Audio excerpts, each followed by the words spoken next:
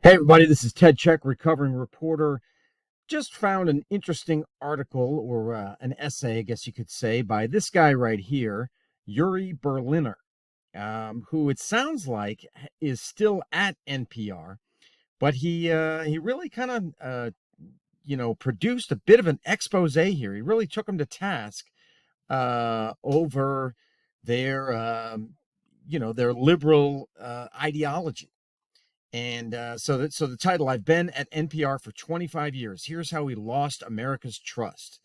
And actually, you know what? This dovetails with the book that I'm working on, because that's exactly actually what I'm looking at is the how the trust, the relationship based on trust between the media and the American public, how that has eroded, and how we can fix it, or how media can fix it if they really want to. But anyway, back to Yuri Berliner. Um, he talks about his background, and then he says that if you're conservative, you will read this and say, duh, it's always been this way. What he's talking about is that there's been a change in the coverage of NPR recently, the distilled worldview of a very small segment of the U.S. population. So he's saying they don't represent as many people or as many facets of the population as they once did.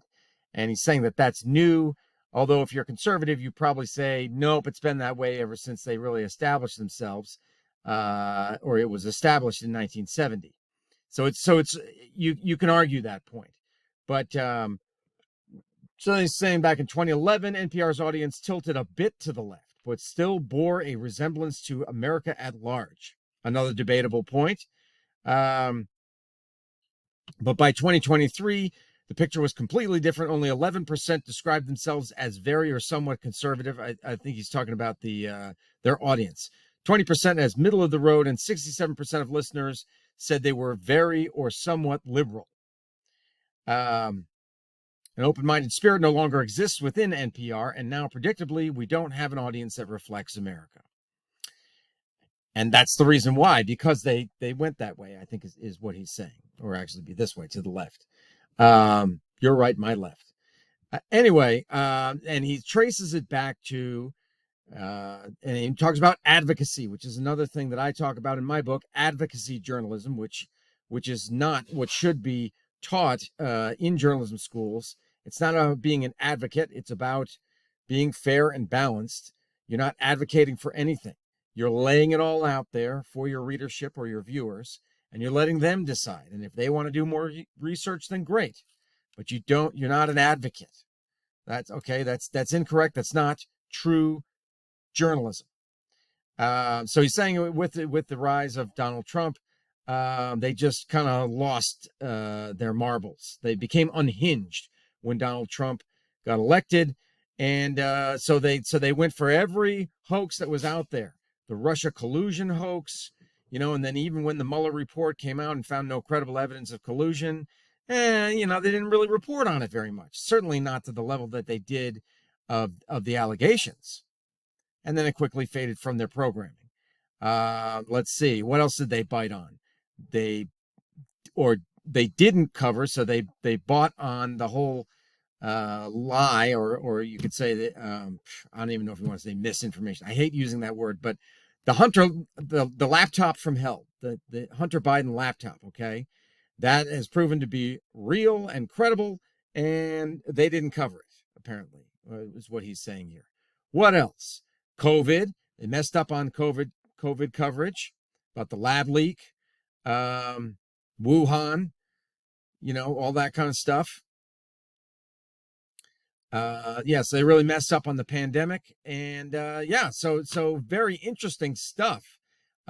Surprising, shocking, stunned. I am stunned, in fact, that this guy would come out and say this, but clearly he felt compelled to do so because things are so terrible, because they are just, they must be, it sounds like they're hemorrhaging listeners. And this guy really lays it out there. But then you get over to, let's see if we can adjust this here. And I'm going to move this over here. Breitbart, they have the what they say is kind of a weak response by NPR.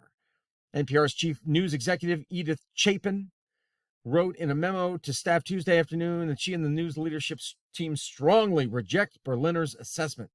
Quote, "We're proud to stand behind the exceptional work that our desks and shows do to cover a wide range of challenging stories. We believe that inclusion," see, now that right there is a buzzword.